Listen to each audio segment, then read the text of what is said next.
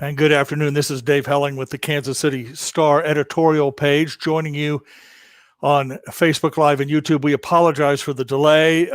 We've been pushed back a couple of times, but we're glad to be with you now for at least a little bit of a conversation with Mayor Quinton Lucas. First, let me bring in my colleague, Toriano Porter, with the editorial board. Toriano, great to have you here.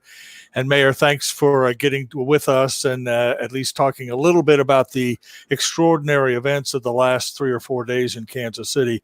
About an hour ago, Mayor, you and Police Chief Rick Smith knelt on some ground near the plaza, held up a sign or a T-shirt that said, "I can't breathe," along with several protesters in the area. Is that enough? No, it's not. Look, I've spent some time with the protesters before. I plan to spend time with them again. I understand that this is going to be a long process. And so this was just one part. I have to say, I was very impressed that the chief of police came out. You know, it's one thing for me to be out there. I've been out there before. It's another thing for the police department, for our chief of police to interact with people. And frankly, you know, that may be the part that's not covered the most, but our back and forths. Everything's not going to be fixed immediately. You know, we didn't get rid of pepper spray. We didn't get rid of all of that. But what we did say is that we're here to listen.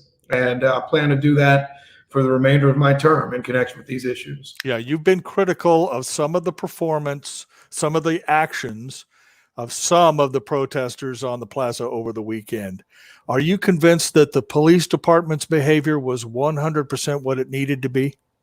No. I mean, look, I'll say this very simply. I respect our police department. I respect the work that they have to do.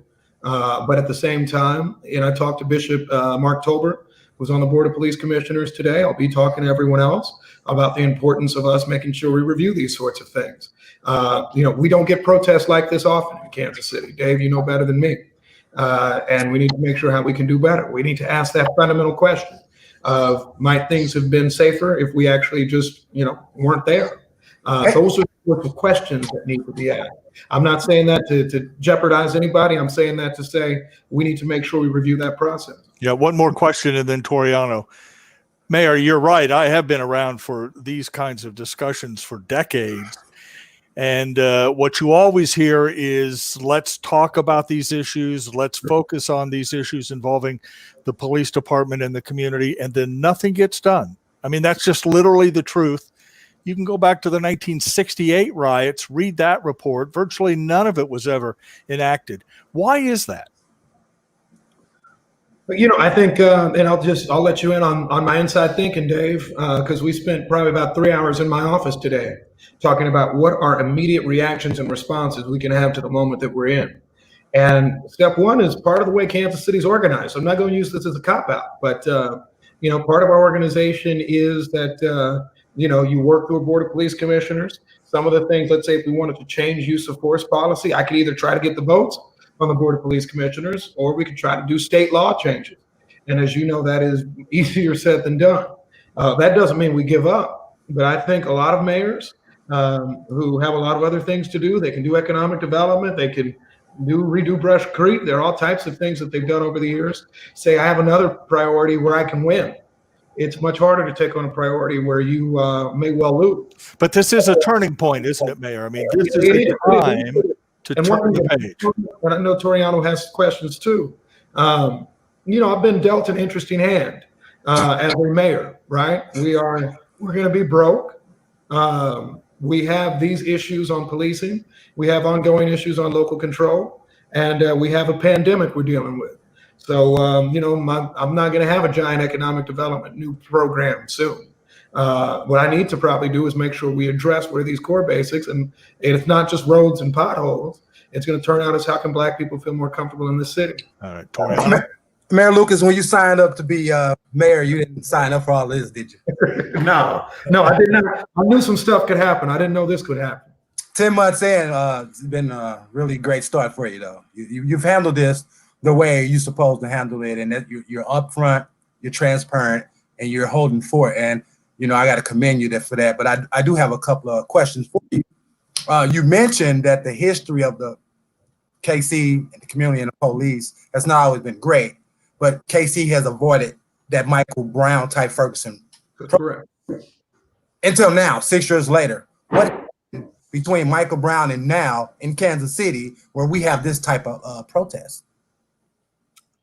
You know, that's a very good question, and I haven't been asked that yet. I've been asked a lot of them. I think it's fair to say we've never addressed at the core of it that police-community relationship. And when you don't do that, everybody thinks everything's fine. Everybody thinks that, you know, I don't have a problem because nobody broke a window. And what it turns out is, and I always had this suspicion as a constituent, as a lawyer, as, you know, as mayor and as a councilman, that it wasn't as good as everybody suspected. You know, you could always hear it, right? Coming up here, right? Look, I was raised here. I'm not using that as an excuse and to abdicate responsibility, but you know, you knew the relationship with the police wasn't perfect. You knew that there was some sort of there was a distance there, and you also knew that just because they were perhaps really in touch with neighborhood leaders, many of whom aren't actually necessarily the same people that are the 18-year-old, the 19-year-old who's out on the streets in Kansas City. I think that created a challenge for us, and it's coming to a fore now. And you know, it's I think it's an opportunity for us to see what we have not been doing right long term. Now, Mayor, and this is, I want to say this is no disrespect to George Floyd or his family and what people are protesting about, but what I'm having a hard time reconciling is a bunch of people around the KC Metro, organizations, people are putting out all these statements about George Floyd and they're denouncing the police actions. But no one's talking about the Terrence Bridges of the world, of Kansas City, the you know, the Ryan Stokes of the world. No one here in KC locally, people in charge. And this happened in less than a year. Terrence Bridges was shot last May. Donnie Sanders was shot before the COVID hit. And then you also had the one gentleman who was shot and killed, Cameron Lamb, in his backyard. And these police officers, for the most part, still on the force. How do you address that and tie this national outcry into local and get things done here on a local level? I think the biggest problem with all of that, and even without having to mention one of the cases, is that accountability doesn't just mean, to Dave's point before, that you say we're going to talk about it later. There is necessarily a part of talking about it later, but you need to be faster. You need to give people some belief that you actually are doing something, not just putting them off. You know, the reason I am delayed right now, and my sincerest apologies to you, is because I spent a lot of time with protesters who were saying, yeah, all right, you saying you're going to do this, you say you're going to do that. Where's the accountability in it? And I think, you know, in America, we've gotten too used to the line, officers on paid administrative leave, and we're investigating. And then we move on to the next thing. And I think that is incredibly frustrating to people in Kansas City. And I think that has come to a head right now in Kansas City. So, I mean, to turn on that, what's the difference we make? Well, we need to be more open with what we're doing. We need to talk more. I'm glad the police chief came with me to that crowd. You know, that's something a bunch of police chiefs haven't done. Some have, but a lot of them haven't. Right. That's where the change needs to be made. And I recognize for years, we haven't done that. And I'll make this point. As a lawyer, we often hide behind the due process clause, and that's fine. But the thing is, due process doesn't mean that you don't have the opportunity to say, well, this is our belief, right? Anybody who's been arrested, I've had the misfortune myself, right? They actually just say from the jump, we think this, this, and this, and this. You, Quinton Lucas, have to go through all this stuff to suggest it doesn't happen, and you're innocent until proven guilty.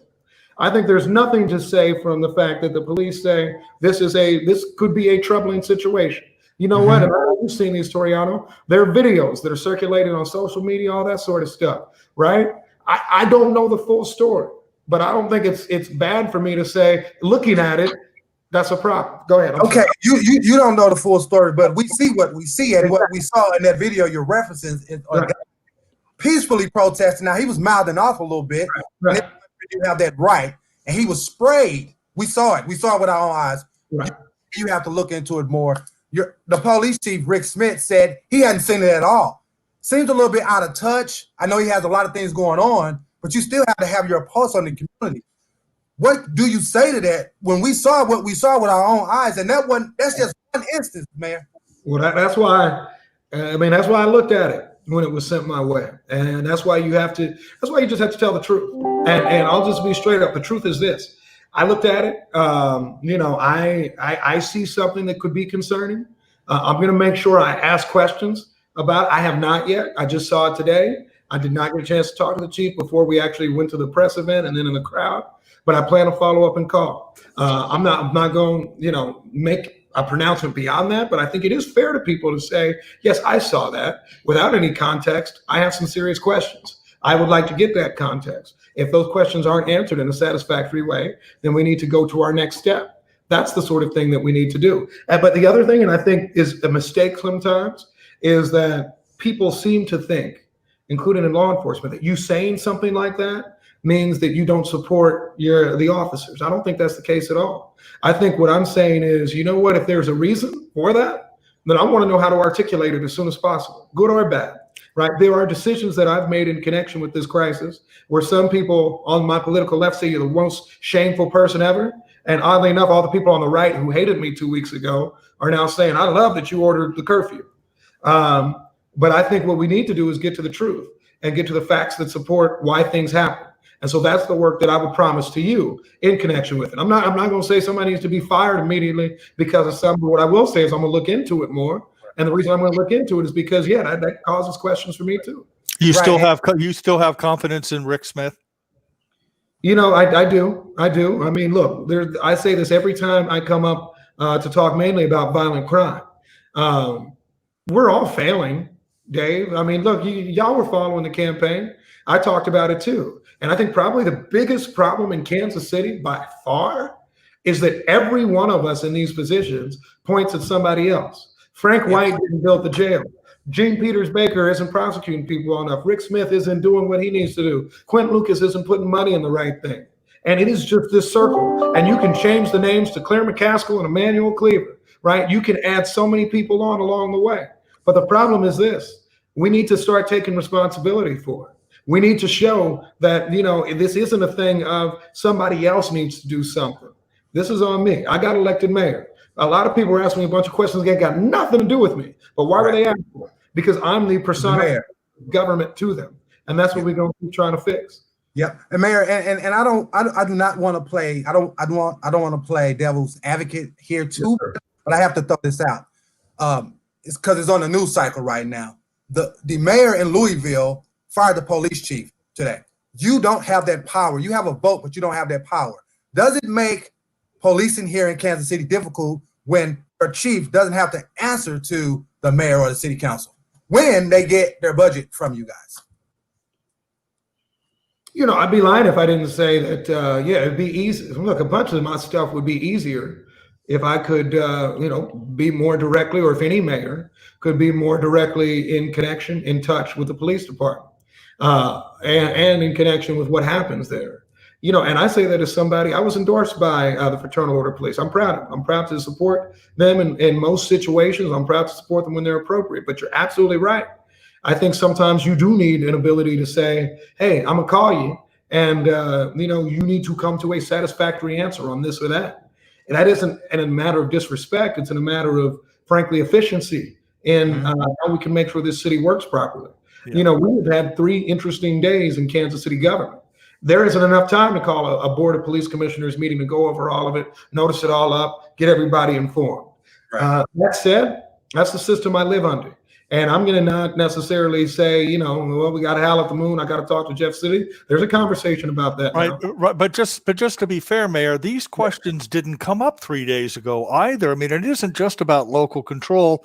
We've been talking about body cameras in Kansas City for 4 years. Nothing. We've been talking about beefing up the Office of Community Complaints, which rarely, if ever, disciplines officers or recommends discipline for officers. African-American recruitment in the department has been horrible. It's half what the population of Kansas City is.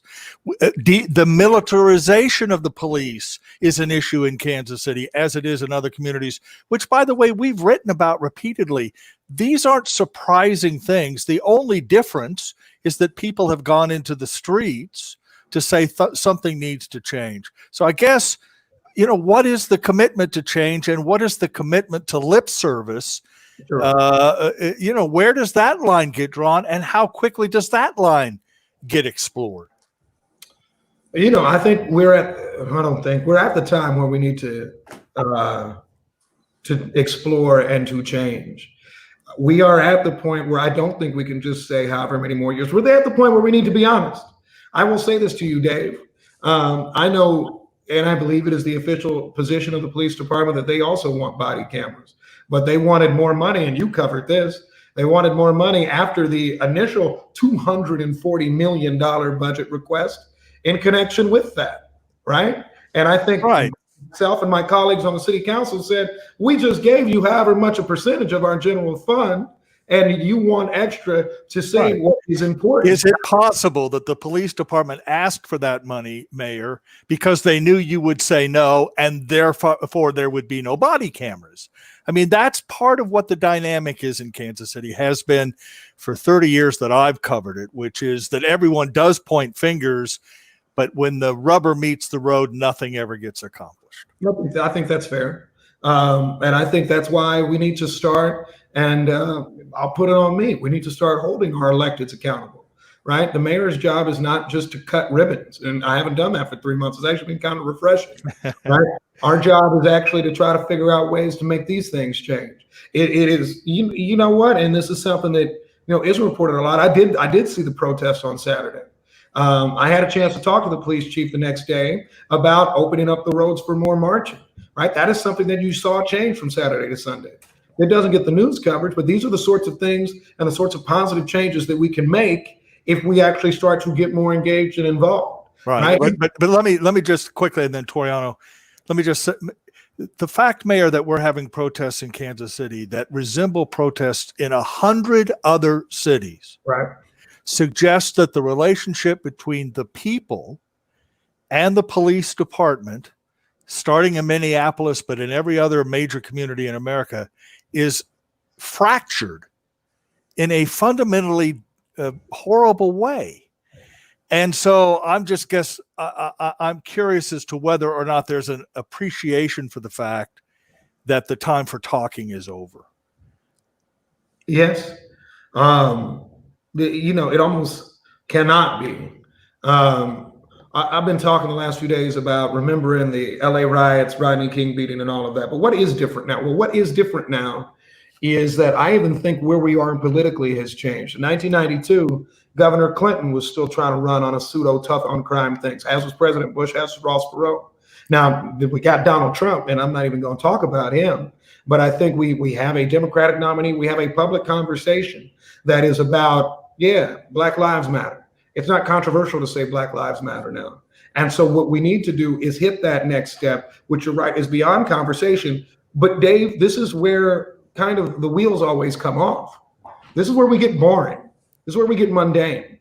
As somebody who actually is a student of government, this is a part that I find interesting, but it's incredibly frustrating as a politician, as a public servant, to get people to say, all right, I'm with you on body cams. Hey, pay attention to the next budget we release. And don't just talk about the $200,000 film office, which was incredibly interesting. I mean, that's the key thing, Dave. Well, I just invite you to read our editorial tomorrow on this subject, because we put out a pretty detailed, specific agenda for police reform that I think is pretty important. Toriano? Appreciate it. Yeah, Mayor, something you said yesterday really, it struck me personally. You were talking about being a Black mayor, navigating this protest and this controversy and everything that's going on. And I really feel that, because in some aspects, I walk those same, halls you walk, being the only minority on the editorial board. And with that comes responsibility. Can you talk about that to our audience, just as being a black man as a mayor of Kansas City as we go through these protests of police brutality against black men? You know, this is of the things that I've dealt with so far, this is by far the most challenging, probably because it cuts so close to me. COVID was frustrating. The impact on business is frustrating, something we're working on every day. So it's not a measure of time, but it is a measure of your emotion. You know, when I saw George Floyd and I saw that video, and Toriano, I'll be honest with you, I tried not to look at that video for about 2 or 3 days. Because it's hard to look at. Right. Because I mean, because you just can't see it again, right? You see Eric Garner, you see Philando Castile, right? We've seen it's like a summer event every year now. And I know I tweeted, like, I just can't talk about it right now, but I know I've got a job and I know I've got a different position. So then we get to the protest. There continues to be this cultural thing, because I have a lot of particularly young white folks that are shouting at me about, you know, injustice and police brutality. And, you know, and I think about all the times, and Toriano, I know you know this, people are like, well, did you have an experience? I'm like, did I have an experience? Right? Right, it don't stop, right? And so, you know, that kind of resolves me to, I guess, what Dave was talking about. There are moments, I'll be honest with y'all, I want to blow up the system too. I want to be that crazy mayor that nobody talks to after a year, like Mark Funkhausen, because they're like, man, that dude went real crazy after the protest. But I also understand I want to be effective. And I think navigating that each day, that's largely the Black experience. Because, you know, not just me. I know you know, I know every person who's listening who's a person of color, whether they're working in a law office or an auto shop, knows that too. And I think that just is another bit of the pain that you're seeing bubbling up from people right now. Yeah, we're about out of time, and we appreciate your ability to get with us, Mayor, even if it was a little bit later than scheduled. After the 1968 riots, the mayor of Kansas City at the time convened a task force to take a look at the root causes of that disturbance and recommend ways to address those problems. And by the way, it wasn't just related to the police department, although that had, you know, played a big role, but there was discussion of housing, education, employment, daycare, other things that are important in Kansas City and remain challenges, as you well know. Can you commit to a similar task force on your side of the street, on your side of Locust, that would examine the behavior of both sides or all sides involved in the disturbances of the last 3 days, and make recommendations as to changes to the specific way police address these problems? Hey, Dave, I'm glad you changed that from both sides to all sides. Right, correct. Right. I'll say this. I'm not sure, Dave, I can commit to a task force. I commit to a demand on those of us who are in positions to do something, right? So there is a board of police commissioners that almost meets like a star chamber is an odd way to say it, because we're not penalizing anybody, but nobody knows what we do, right? Other than nobody knows who they are. Right. I mean, that's part of the problem, man. Right. Literally nobody knows who the commissioners are. Right. Other than me, me and Toriano. Right. But what I might say is we need to use this moment as an opportunity to have that vehicle explored. There are a lot of people, I believe you all have editorialized about local control. Yes. I think what to say is, all right, if state control works so great, here is a moment to test it. Here's a moment to say, frankly, like the interaction that Toriano and I were having during that press conference the other day, that should be something that's discussed at the police commissioners meeting. And by the way, not just by the mayor during his 5-minute little shtick saying, hey, I hear about this. What happens next? We need to use it that way. And if we can't, then that shows the root of the problem. In the same way, we need to, I think, tie what we do with city council with these sorts of issues and solutions. I'm scared of task forces because much like the last one I saw, maybe just because I saw so many, right? You know, on violent crime, they exist and then they kind of give some recs and we're all like, all right, all good. And we move on. Right. I think instead we were saying, wait, Board of Police Commissioners, you need to do something. There is public concern about this. We want to know why murders are this way, and don't just turn around and tell us that the city needs to just build a new jail and spend more money. I mean, maybe you can do that. But anyway, again, I would just recommend the editorial on a specific agenda, which does come up tomorrow. And just as a small recommendation, move the Board of Police Commissioners meetings out of police headquarters into the community so that people can see them, hear them, and make their voices heard, and don't feel like they have to go to police headquarters to get it done. Toriano, I'll give you the last question or the last word. Mayor Q, be safe out there. Keep doing what you're doing. You're showing great leadership. I mean, you know, with the job come criticism. that's right. It's fair and warranted, but we are here to learn and get better. Hey, man, I've been reading Dave Helling for years. I know criticism's coming every week. We do our best, Mayor. We all want a better city, which I think we would all agree with. Amen. Mayor Quinton Lucas, thank you so much for joining us for this discussion, and we'll, of course, meet with you and talk with you again. My colleague, Toriano Porter with the Star's Editorial Board, a great voice in Kansas City, an important voice, and we're so glad you could join us, and we're so glad you're in this community to talk to us about these problems. So again, thank you both, gentlemen. I'm Dave Helling with the Star's Editorial Board, and you've been on Facebook Live.